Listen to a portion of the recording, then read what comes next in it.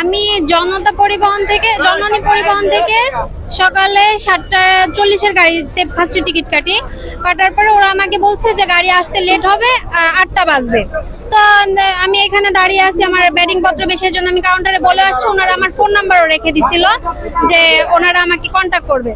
তো আমি এইখানেই দাঁড়িয়ে আছি একদম সামনে, কিন্তু ওদের গাড়ি নাকি আসছে, তো এসে চলে গেছে। তো আমি 8:40-এ গিয়ে আবার ওদেরকে নক দিছি যে আপনাদের গাড়ি কোথায়, তখন বলছে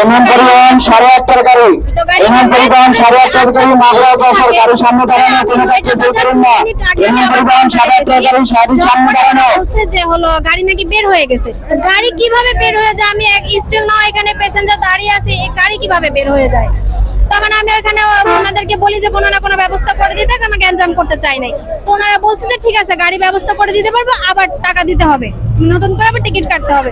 তখন ওরা আমার কাছ থেকে সেম আগে 800 টাকা দিচ্ছে, পরে 800 টাকা দিয়ে আমাকে ওদেরই মানে কোম্পানির গাড়িতে আমাকে আবার নতুন করে টিকিট, আগে 800 পরে আবার 800। হ্যাঁ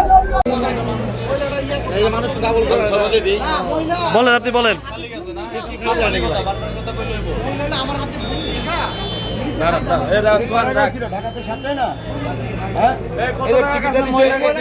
টিকিটটা বেচতে আছে এই মুরব্বী, হ্যাঁ ভালো করে বুঝে, ঠিক আছে। এখন এই দেখেন এই গাড়িতে আমার এতগুলো সিট বেচা, ঠিক আছে। এই যে মুরব্বী মহিলা কোনটা? মহিলা কোনটা? মহিলা কত নাম্বার জানি ভাই? যত নাম্বার বার করেন। কত নাম্বার? মহিলা নাম্বার দেন। এই এটা না নাম্বার বলেন। এই যে স্ত্রী বলেন 01 এই স্ত্রী না S2 ভালো করে দেখেন কোনটা দিছিল? H2 তাহলে এটা হবে 30 হবে। 0196 01876 আচ্ছা 876 5972 30। আরে মহিলার বক্তব্য আছে তো। আচ্ছা আচ্ছা নাম তারপর লাগবে নাম্বারটা রেখে দেন।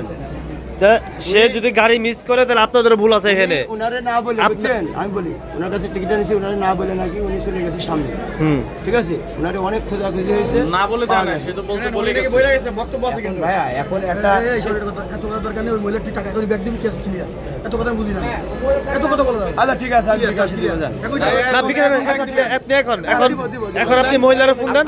আপনাদের একজন আমার সাথে আসবেন, আমি বিকাশে এই যে ব্যাগ হিসাব করে ওনার।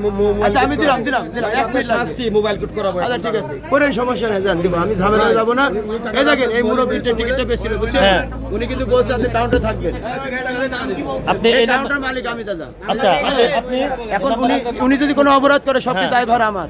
এখন উনি কিন্তু তখন কিছু বলে নাই, ভাই আমি তো গাড়ি খুঁজে পাইনি, উনি কিন্তু একবারও বলে নাই। শোনেন দাদা, উনি কিন্তু একবারও বলে নাই যে আমি মানে আমার এই সমস্যা এই যে এখন আপনারা ওই মহিলা বলবে কি আপনারা তো এটা জিম্মি, ওই মহিলা তার যাইতে হবে, তার ই আছে ব্যাগ আছে অনেকগুলা, আমাদের দেখে আমাদের কাছে আমি নিজে কিন্তু টেনে উঠাই দিয়েছি। আরে তাই না, তো উঠাবেন, এটা তো কর্তব্য রে ভাই।